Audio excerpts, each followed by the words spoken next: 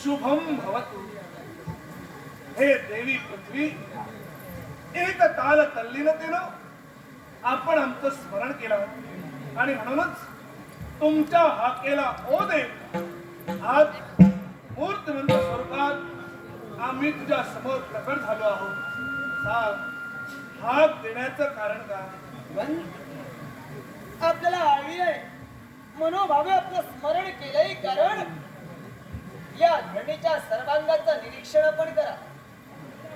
ही धरणी रक्तानं लाल बुद्ध झाली आहे, रक्तरंगीत झालेली ही धरणी आपल्याला शरण आली आहे। या धरणीच्या उदरात वाढणारा प्रत्येक जीव जंतू मनुष्य प्राणी आज त्रस्त होतोय, अधर्माची कास धरतोय, दैवी तत्वाला दूर लोटून आसुरी वृत्तीने मंडित होतोय, सैतानाप्रमाणे स्वतंत्र वर्तन करतोय।